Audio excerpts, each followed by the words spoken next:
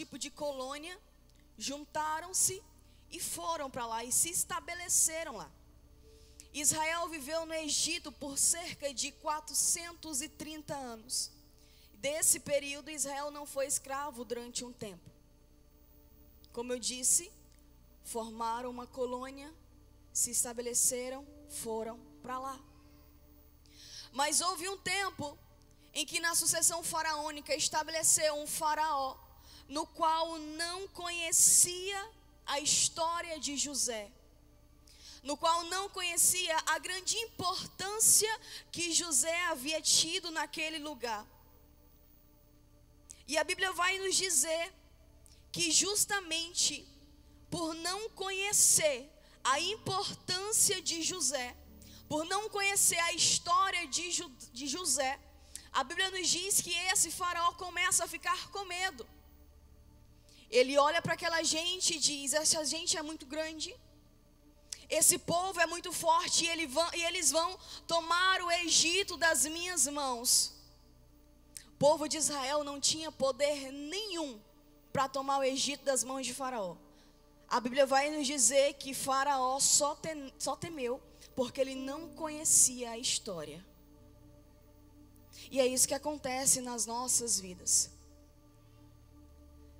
Quando nós não conhecemos a história de alguém, quando nós não conhecemos o caminho de alguém, quando nós não conhecemos os passos de alguém, antes de falar é melhor ficar calado.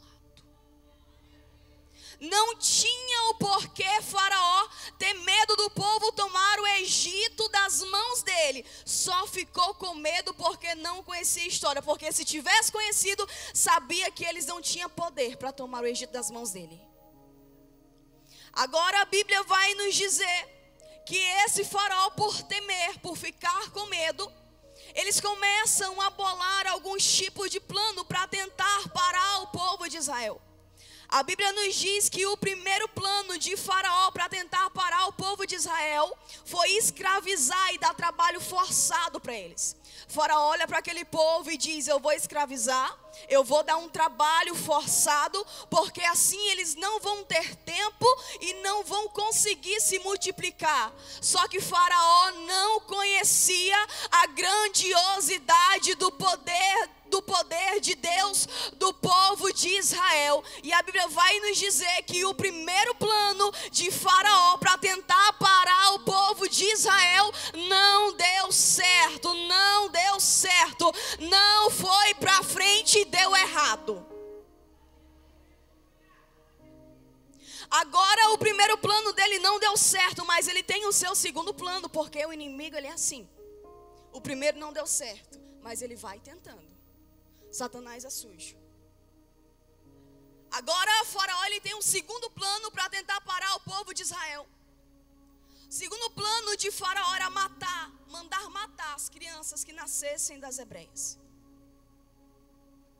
Faraó olhou para as parteiras e disse: nasceu, pode matar. Nasceu, pode matar. Só que Deus colocou temor no coração das parteiras, e assim elas não o fizeram.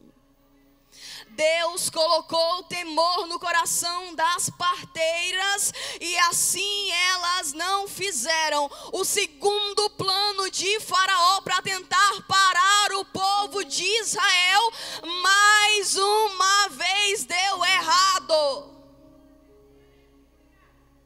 Mas aí a gente acha que Faraó ele vai parar ali, porque o primeiro e o segundo já deu errado.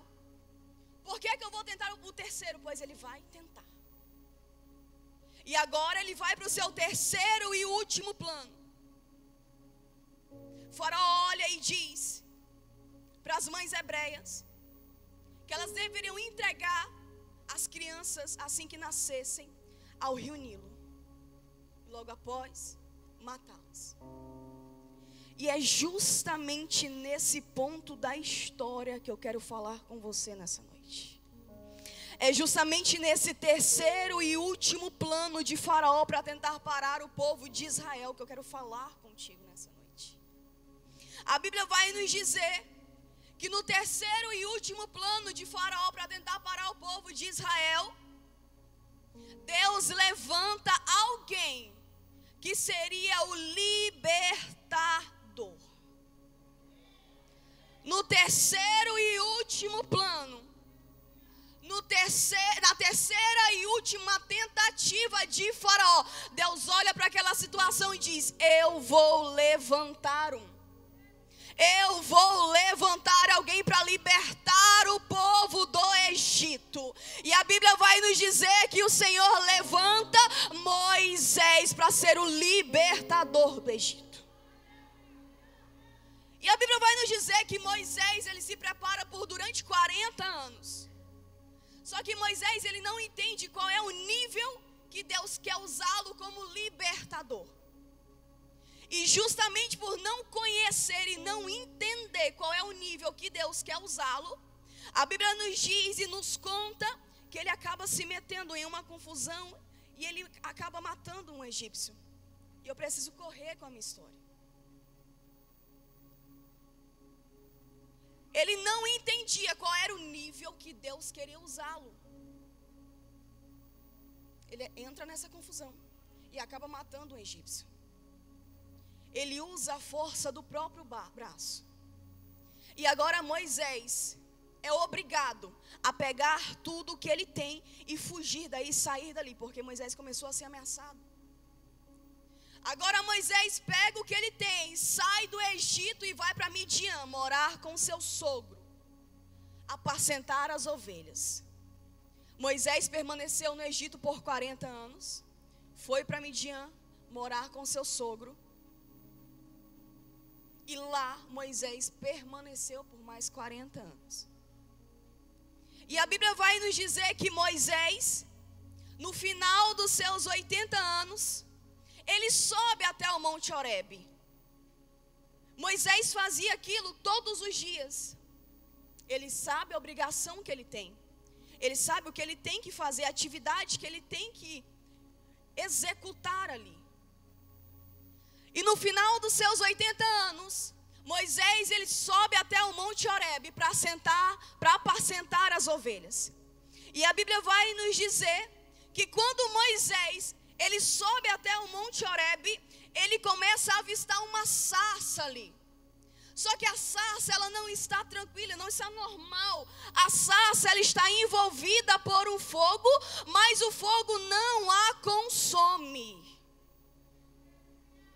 Entenda que Moisés subia todos os dias para fazer a mesma coisa. Aquela sarça não nasceu do dia para a noite, ela já estava ali há muito tempo. Só que o Senhor olha para Moisés e pensa: Moisés, hoje eu vou fazer um marco na tua história.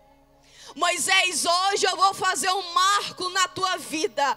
E aí quando Moisés olha para aquela sarça, um fogo envolve aquela sarça, mas o fogo não a consome. E agora eu quero que você me responda: qual é a possibilidade de um fogo envolver uma sarça e o fogo não a queimar?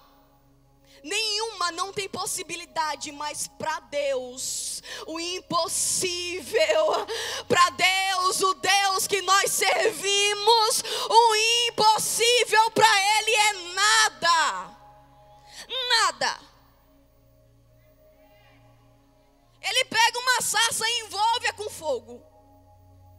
E a Bíblia nos diz que quando Moisés olha para aquela sarça sendo envolvida por um fogo, Moisés olha mais: o que é que está acontecendo? Eu preciso entender esse cenário aqui. Tem gente que está achando que para ser visto e ser reconhecido, precisa encostar no ombrinho do irmão que já está lá em cima, sendo visto, já está lá na mídia. Tem gente que está achando que para ser levantado, precisa andar com quem já está lá em cima. Meu irmão, deixa eu falar uma coisa para você aqui nessa noite. Deixa eu falar uma coisa para você aqui nessa noite. Só vão te ver quando o fogo começar a te envolver. só vão te ver quando o fogo começar a te envolver. Não é o irmãozinho que já está lá em cima sendo visto. Você só vai ser visto, você só vai ser reconhecido quando o fogo te envolver. Porque quando o fogo te envolver, até quem nunca te viu vai passar a te ver. Não é marketing, não é mídia, não é ombrinho do irmão que já está lá em cima. É o fogo, é a presença do Espírito Santo de Deus. É a presença, porque não adianta a gente tentar caminhar sem a presença. Não adianta a gente tentar ir sem a presença. A gente até chega, mas chegar sem a presença. A gente até vai, mas chegar lá com a presença.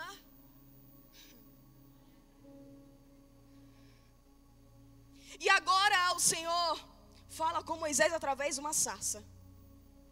Moisés está ali olhando para aquela sarça, tentando entender o que é que está acontecendo. E de repente uma voz sai do meio da sarça e diz: Moisés, tire a sandália dos teus pés, porque o lugar aonde você pisa é terra santa. Moisés, tire as sandálias, porque o lugar aonde você pisa não é qualquer lugar. O lugar aonde você pisa é terra santa. É terra santa, é terra santa. Deixa eu falar uma coisa para você aqui. Altar não é pra gente despreparado. Altar não é pra gente vir aqui e fazer um desfilezinho de moda. Altar não é pra vir aqui e querer se amostrar. Deixa eu falar uma coisa. Altar é lugar santo. Respeite o lugar santo.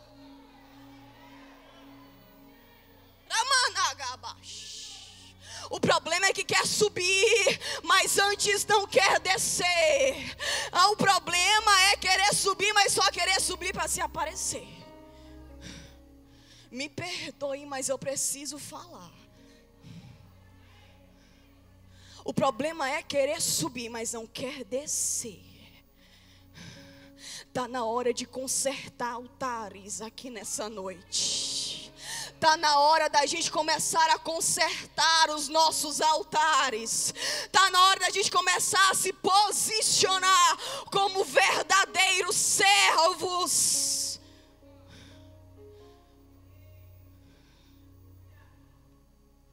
E a Bíblia vai nos dizer agora que o Senhor fala com Moisés. E eu imagino que talvez esse seja um dos diálogos mais difíceis de Moisés com Deus. Agora, o Senhor olha para Moisés e diz: Moisés, eu preciso que você volte lá para o Egito. E agora eu tento imaginar aquela situação, aquela história. Moisés, eu preciso que você volte.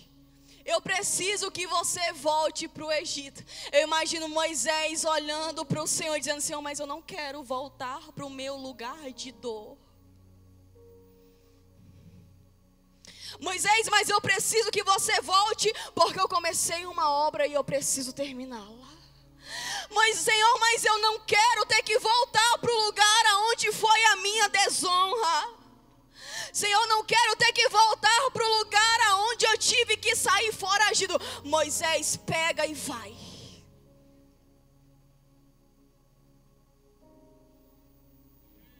Porque às vezes ter que voltar para o lugar da nossa dor e tratá-la é difícil demais. Moisés vai. Só que o Senhor falou para Moisés: Moisés, você vai ir. E assim que você chegar, você vai até Faraó e vai mandar Faraó libertar o povo de Israel lá do Egito.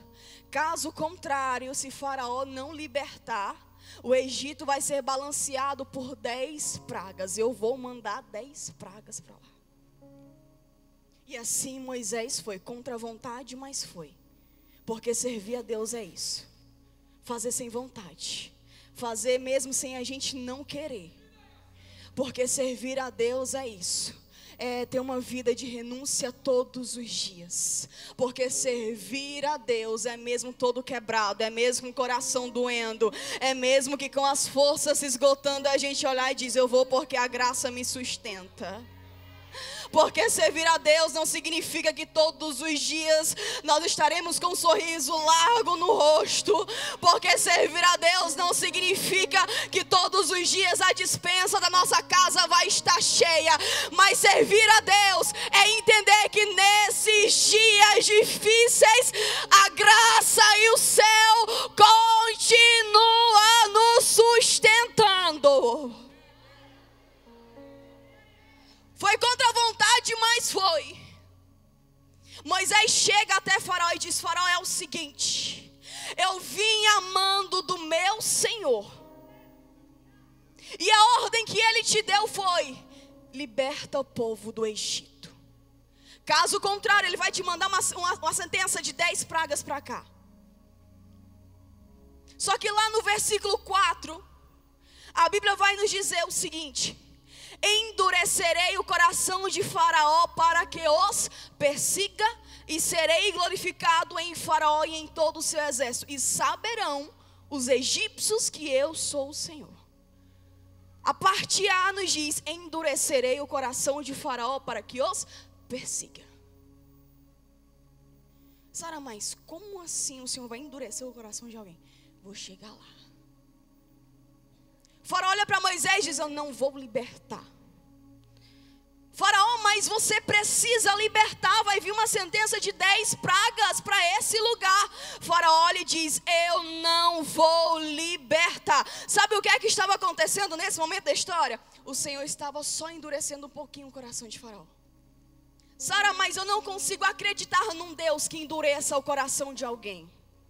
Na verdade, o que está acontecendo aqui é que Deus só potencializou o autoendurecimento do coração de Faraó. Deus não tinha endurecido o coração de Faraó quando o Faraó começou a humilhar e escravizar o povo de Israel. Deus ainda não tinha endurecido o coração de Faraó quando o Faraó mandou matar as crianças. O que Deus estava fazendo e dizendo nesse momento da história é: Faraó, eu só vou endurecer, só vou potencializar o teu autoendurecimento contra mim, que é para você ver que se você consegue endurecer, eu consigo endurecer muito mais. Fique despreocupado, porque eu acredito que não tem perigo do Senhor endurecer seu coração, porque seu coração é um coração voltado para Deus. Faraó não liberta o povo. E agora a Bíblia vai nos dizer que o Senhor manda 10 pragas para aquele lugar. O Egito é balanceado pelas 9 pragas. E agora, no momento da história, o Egito é balanceado pela 10ª praga. E o que acontece na 10ª praga é a morte de todos os primogênitos daquele lugar. Agora eu quero que você use a sua imaginação e tente entender o cenário que nós estamos falando aqui hoje. Um lugar, um setor, aqui, região. Em cada casa morre um primogênito por desobediência de alguém. O anjo da morte passou. Morreu primogênito naquele lugar. Agora, o cenário naquele lugar é de desespero. O cenário naquele lugar é choro. O cenário naquele lugar é luto. O cenário naquele lugar é de total desespero e desentendimento. Por causa de todo um povo sofreu. Não engane-se que desobediência não gere consequências. Deus é um Deus de amor, mas um Deus de justiça. E a Bíblia nos diz que acontece a morte de todos os primogênitos na 10ª praga. E agora Faraó, olhando aquele cenário, ele olha para Moisés e diz: Moisés, é o seguinte, pega esse povo de Israel e vão embora daqui, porque hoje eu liberto vocês do Egito. Pega o teu povo e vai embora daqui. Só que eu quero que você entenda, lá em Êxodo capítulo 14, versículo 35, olha só o que acontece nessa parte da história. Fizeram, pois, os filhos de Israel conforme a palavra de Moisés, e pediram aos egípcios vaso de ouro, vaso de prata e mudas de roupa. O que está acontecendo nesse momento da história é o que o Senhor olha para Moisés e diz: Moisés, vocês entraram no Egito desonrado, entraram no Egito de cabeça baixa, mas eu não permitirei que saíres do Egito desonrado. Entrou no Egito desonrado, vai sair dele com dupla honra. O Senhor lhe diz: Moisés, ordena ao povo que batam na porta dos egípcios e peçam vasos de ouro, vasos de prata e mudas de roupa. Entenda que o povo de Israel não tinha poder nenhum para fazer isso. Nenhum para fazer isso. Mas o nosso Deus, o Deus a qual nós servimos, é um Deus que olha, é um Deus que cuida, é um Deus que zela. É um Deus que nos vê em momentos de processo, em momentos de deserto, e diz: entrou desonrado, vai sair com dupla honra. Moisés manda bater, e aí de repente o povo começa a bater na porta dos egípcios. Ei, me dá um vaso de prata. Outro bate em outra porta e diz: ei, me dá um vaso de ouro. Outro bate em outra porta e diz: eu quero mudas de roupa. O povo começa a bater e eles começam a entregar os objetos para o povo de Israel. Era como se o Senhor dissesse: vão sair do Egito com honra. Permitir o tempo de humilhação, mas vai sair do Egito com dupla honra. Vaso de ouro, vaso de prata e mudas de roupas. E eu não sei qual é o Egito que você tem passado, não sei qual é o Egito que você tem enfrentado aí na sua vida ou lá na sua casa, mas eu quero te dizer: o Egito não foi feito para você permanecer. O Egito não é o seu lugar. E talvez você entrou no Egito e não sabe como sair. Deixa eu falar uma coisa: no tempo de Deus, e vai sair com honra, vai sair com vasos de ouro, vai sair com vasos de prata e vai sair com mudas de roupa, porque o Egito não foi feito para você.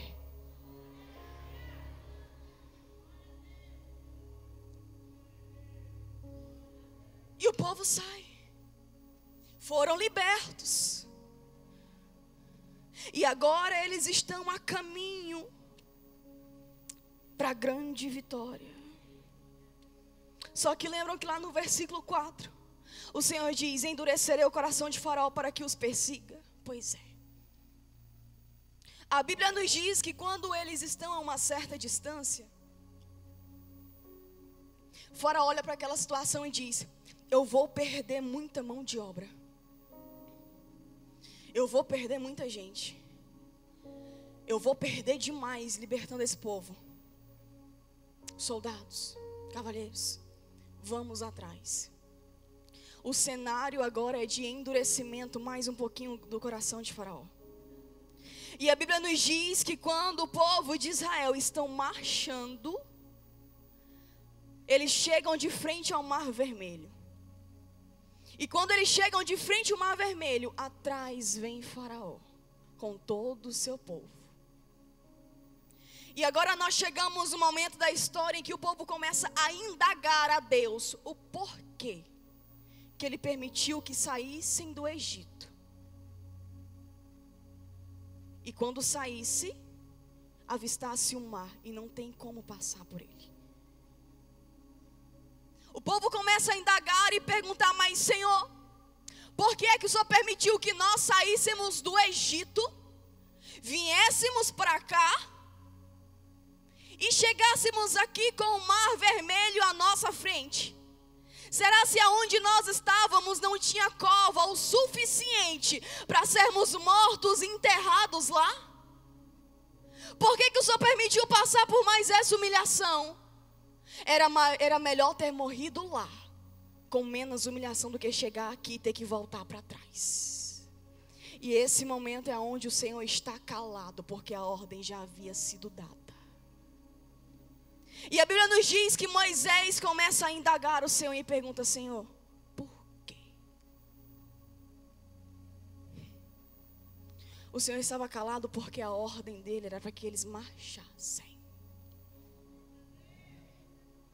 Porque nós achamos que quando Deus está em silêncio é porque Ele não está trabalhando. Pelo contrário. E é por isso que silêncio dói. Porque nós não sabemos o que é que está acontecendo ali. Nós não sabemos o envolvimento da história. Nós não sabemos o decorrer da história. Moisés pergunta: Senhor, o que é que está acontecendo? Por que é que o Senhor permitiu o povo passar por mais essa humilhação? E agora eu chego no versículo 15, onde o Senhor olha para Moisés e diz: Moisés, por que clamas a mim, se a ordem que eu deixei é para que vocês marchem? Moisés está me indagando e se perguntando por quê, se eu já deixei uma ordem estabelecida. Porque esperar, e esperar com paciência, dói. E agora a Bíblia vai nos dizer que o Senhor diz para Moisés: Moisés, permaneça e marche. Permaneça e marche. Se eu permitir que vocês saíssem do Egito, é porque a obra ainda será completada. Era como se o Senhor dissesse assim: Moisés, por que é que você ainda está orando por isso?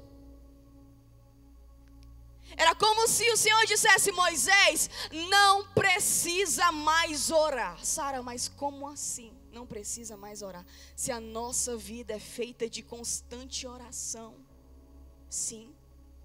Mateus Henry vai nos dizer assim: por que insistes nessa petição, se ela já está garantida? É como se o Senhor olhasse para Moisés e dissesse: Moisés, está insistindo nisso daí por quê? Está insistindo nessa oração ainda por quê? Se eu já ordenei, não insista nisso, porque eu já entendi. A ordem que eu deixei é para que vocês marchem. Não se preocupa com o faraó, porque quando o faraó, eu vou cuidar. Por que insistes nessa petição, se ela já está garantida?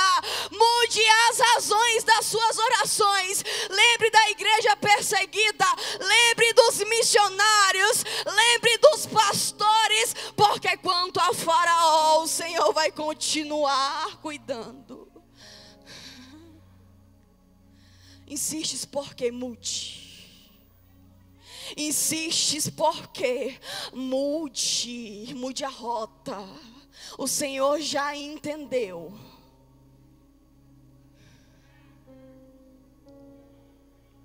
E agora, aqui nessa parte da história, do versículo 15 até o versículo 18, acontece uma sucessão de 4 coisas que eu quero que você entenda isso daqui. Versículo 15: dize aos filhos de Israel que marche. Versículo 16: e tu levanta o teu bordão. Versículo 17: eis que endurecerei o coração dos egípcios. Versículo 18: e os egípcios saberão que eu sou o Senhor. Moisés, dize aos filhos de Israel que marchem, tu levando o teu bordão, eu endurecerei o coração dos egípcios, mas os egípcios saberão que eu sou o Senhor. Eles vão saber, não se preocupa. Eles vão ver, não se preocupa. E agora no versículo 19, é onde acontece a parte mais linda para mim da história. Versículo 19. Então o anjo de Deus que ia adiante do exército de Israel se retirou e passou para de trás dele. Quando o povo de Israel estava de frente ao mar, à frente estava um anjo guardando. E aí o anjo viu o faraó se aproximando, se retirou da frente e passou para de trás. Eu não sei o que acontece aqui atrás de mim. Eu não sei o que acontece nos bastidores da minha vida. Eu não sei o que acontece nos processos. Mas o anjo viu o perigo se aproximando, se retirou da frente e passou para de trás. Sabe por que as tuas costas não estão rasgadas? Sabe por que as tuas costas não estão perfuradas? Sabe por que o teu couro ainda está aí? Porque o anjo que estava na tua frente viu o perigo se aproximando, se retirou da sua frente e passou para de trás de você. Agora eu preciso que você entenda o cuidado que Deus tem com você. O cuidado que Deus tem com você. Permite com que anjos saiam da frente e passam para de trás. Agora o Senhor diz: Moisés, eu preciso que você estenda a sua mão sobre o mar. E eu quero que você entenda que Deus não vai lhe isentar de algumas situações que você precisa passar. Deus não vai lhe isentar de processos que você precisa passar. Moisés, eu preciso que você estenda a sua mão sobre o mar. Senhor, mas como é que eu vou fazer com que esse mar se abra? Senhor, não tenho poder nenhum para fazer com que esse mar se abra. Moisés, eu não quero saber, eu preciso que você estenda a sua mão. Senhor, mas e se o mar não se abrir? Eu vou ficar envergonhado. Olha um povo que tem aqui comigo, Moisés.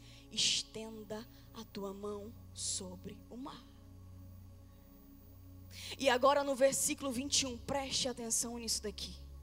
Então Moisés estendeu a mão sobre o mar, e o Senhor, por um forte vento oriental que soprou toda aquela noite, fez retirar-se o mar, que se tornou em terra seca, e as águas foram divididas. Quem fez com que o mar se abrisse não foi Moisés. Quem fez com que o mar se abrisse foi o Senhor, por um forte vento oriental que soprou toda aquela noite.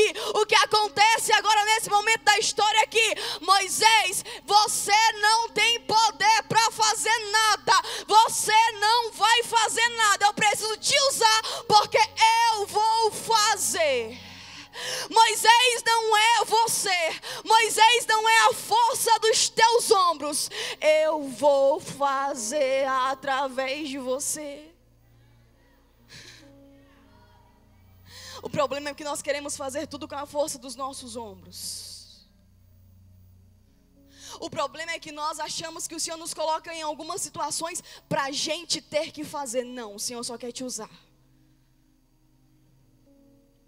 Quem fez o mar se abrir não foi Moisés, foi o Senhor. Deus só usou Moisés como instrumento. Permita ser usado como instrumento nas mãos do Senhor. Permita ser moldado nas mãos do Senhor, porque a tua peleja não é você quem vai guerrear. Não é você quem vai guerrear por você, é Deus. Quem vai fazer por você é Deus. Quem vai fazer acontecer em você é Deus. Não vai ser você a glória, não vai ser para você, a glória vai ser para Ele. E a Bíblia vai nos dizer que o mar se abriu quando Moisés estende a mão. E quando o mar se abre, ele divide entre direita e esquerda, e no meio fez-se um caminho. Porque o problema é que tem gente que acha que o mar foi aspirado, a água do mar foi aspirada. O problema é porque tem gente que acha que a água do mar se juntou só na direita, ou se juntou só na esquerda, e tinha meio mundo de caminho para poder passar. Não. A água do mar foi dividida entre direita e esquerda, e no meio Deus fez um caminho. O povo de Israel passou por tempo de humilhação, de dor e de angústia. Mas para chegar do outro lado, só iriam conseguir se permanecesse no caminho. Começaram a cantar o hino da vitória, mas só iriam terminar quando atravessasse o caminho. Caminho fácil? Pensa no caminho de pedras pontiagudas. Pensa no caminho cheio de dor. Pensa no caminho cheio de lama. Pensa no caminho difícil de ter que permanecer para conseguir chegar do outro lado. Mas o povo de Israel só iria conseguir chegar do outro lado se permanecesse no caminho. Não tinha como eles irem para a direita, porque se fosse iria morrer afogado. Se fosse para a esquerda também iria ser afogados. Só iria conseguir chegar do outro lado se continuasse e permanecesse no caminho que Deus estabeleceu. Deixa eu falar uma coisa para você aqui nessa noite. O mar que você tem atravessado, o mar que você tem passado lá na sua vida, na sua casa, no seu casamento, no seu ministério, você só vai conseguir chegar do outro lado e cantar o hino da vitória se você continuar e permanecer no caminho. E não pense que é um caminho fácil, que vai ser um caminho tranquilo de se passar.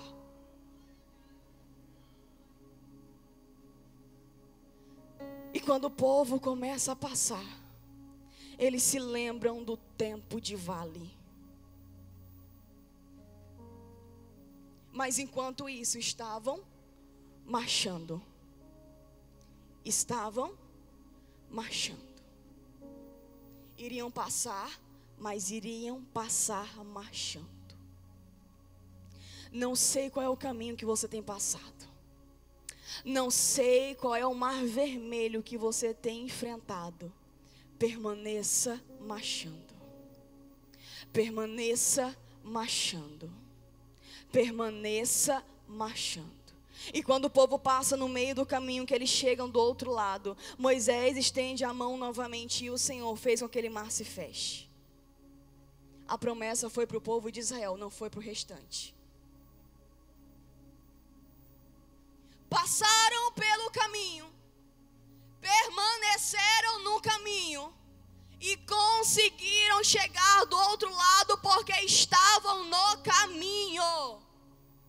O problema é porque nós, quando começamos a passar e trilhar pelo caminho que foi estabelecido por Deus, quando começamos a ver pedras pontiagudas, quando começamos a sentir dor nos nossos pés, quando começamos a sentir incômodos, nós queremos olhar para aquele início de caminho e dizer: eu vou voltar porque eu não consigo continuar mais no caminho.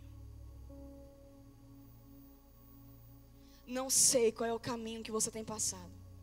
Não sei qual é o processo que você tem enfrentado, mas o Senhor me trouxe aqui nessa noite para te dizer: continue e permaneça marchando. Continue e permaneça marchando. Sara, mas é que lá o meu casamento já está todo destruído. Continue e permaneça marchando. Sara, mas é que meu ministério já está falido, já era, já acabou. Permaneça e continue marchando. Sara, mas é que o meu esposo, o meu filho, está lá no mundo das drogas, eu não sei nem aonde é que está. Permaneça e continue marchando. Permaneça e continue marchando. Permaneça e continue marchando, porque é a ordem que Deus já deu e determinou sobre você. Marche marche, porque enquanto você marcha, eu derramo graça sobre você. Eu derramo graça sobre você. Se coloque sobre os seus pés. Eu já estou finalizando.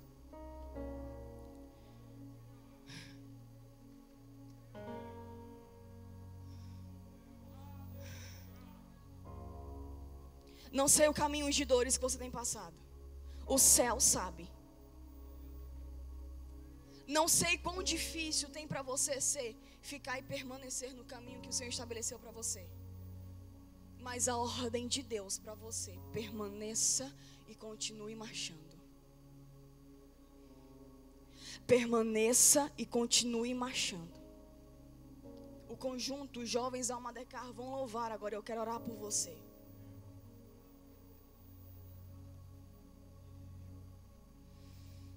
Passaram por tanta humilhação, para quando fossem libertos, tinha mais uma. Passaram por tanto caminho difíceis, e quando foram libertos, ainda tinha um caminho para poderem passar. Porque a ordem que Deus deixou para o povo de Israel não foi para que parassem. Porque a ordem que Deus deixou para o povo de Israel não foi para que retrocedessem. Porque a ordem que Deus deixou para o povo de Israel foi para que permanecesse e permanecessem marchando. O Senhor te trouxe aqui nessa noite para te dizer: permaneça e marche. Eu sei que está doendo, mas permaneça e marche. Eu sei que está difícil, mas permaneça e marche. Eu sei que está difícil você perder amigos, mas permaneça e marche. Eu sei que está difícil você perder relacionamentos, mas permaneça e marche. Eu sei que está difícil você ter que derramar lágrimas, mas permaneça e marche.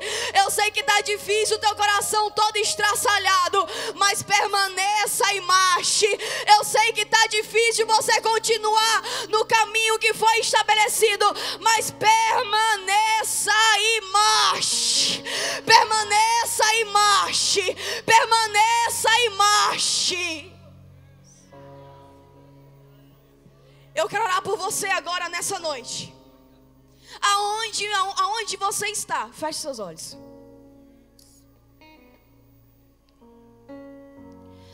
Não sei como você saiu da sua casa e chegou aqui hoje, mas eu sei que o meu Deus, eu sei que o meu Senhor, eu sei que o Deus que eu sirvo é um Deus capaz de mudar destinos.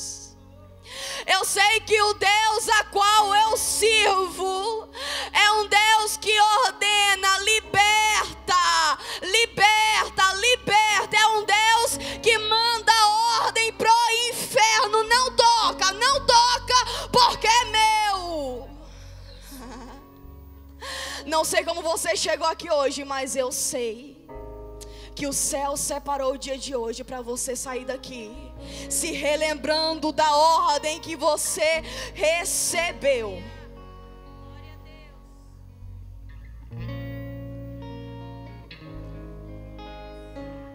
Feche seus olhos, levante as suas mãos. Não sei como o seu coração saiu e chegou aqui. Eu não sei quais foram as permissões de Deus para que você saísse da sua casa e chegasse aqui hoje. Mas eu sei que hoje o céu libera novos destinos sobre você. Porque o Deus a qual eu sirvo é um Deus que promete, é um Deus que cumpre. E eu quero dizer para você nessa noite: o céu já liberou uma palavra de ordem ao seu respeito. E dessa vez, Satanás não vai conseguir te parar. Dessa vez, Satanás não consegue parar a tua casa. Dessa vez, Satanás não consegue parar o teu ministério.